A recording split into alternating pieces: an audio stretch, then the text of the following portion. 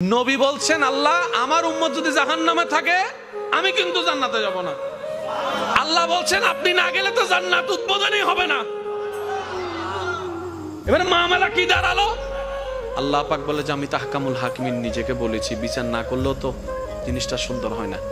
ও নবী একটা কাজ করেন, ওয়ালা সাউফা ইউতিকা রাব্বুকা ফাতারদাত, আমি কাউকে বলি নাই, আপনাকে না বলেছি। আমার সাল্লাল্লাহু আলাইহি রাহমাতাল লিল আলামিন কারো সম্পর্কে নাজিল করি নাই, আপনাকে দিয়েছি।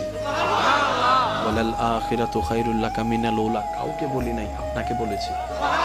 আর আমি আল্লাহ ভালো করে জানি আপনি হচ্ছেন উম্মতের দরদি নবী। আপনি নিজের জন্য কাঁদেন নাই, সন্তানের জন্য কাঁদেন নাই, পরিবারের জন্য কাঁদেন নাই, নাতির জন্য কাঁদেন নাই, যত কেঁদেছেন জীবনে সবকিছু উম্মতের জন্য। এমনকি হাসরের ময়দানে যখন সর্বপ্রথম আমাদের নবীকে আল্লাহর হুকুমে তোলা হবে, আমাদের নবী উঠেই জিব্রাইল আলাইহিস সালামকে প্রথম প্রশ্ন করবে, ও আমার ভাই জিব্রাইল, আমার উম্মতগুলা কোথায়? আইনা উম্মতি, আইনা উম্মতি, আমার উম্মত কোথায়, আমার উম্মত কোথায়, আমার উম্মত কোথায়? আমি উঠার আগেই নাকি আমার উম্মতকে জাহান্নামে দিয়ে দিয়েছো নাকি? কোনো আমার উম্মত কোনো জাহান্নামে চলে গেছে নাকি?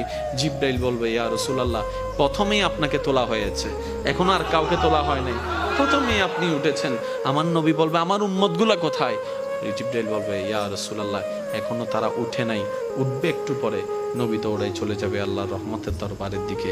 সিজদায় যে পড়বে একটাই কথা থাকবে, রব্বি হাবলি উম্মতি।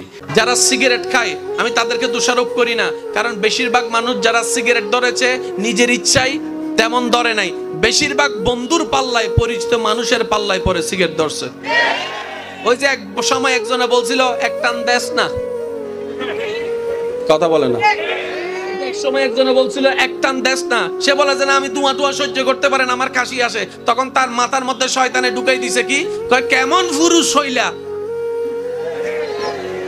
কথা বলে আরে জোরে জোরে জোরে, তুমি কেমন পুরুষ হইলা, সিগারেট খাইতে পারো না? তার মাথায় ঢুকাই দিছে সিগারেট খাইতে, পুরুষ হতে গেলে সিগারেট খাইতে হবে। এবার সে যে এক টান দিছিল ওই বছর আগে, এখন 10 প্যাকেট।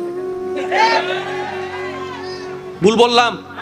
বেশিরভাগ নেশা, বেশিরভাগ খারাপ অভ্যাস আমাদের ভিতর ঢুকেছে পরিচিত মানুষের মাধ্যমে, যাদেরকে বন্ধু বলেছে ওই বন্ধুর মাধ্যমে।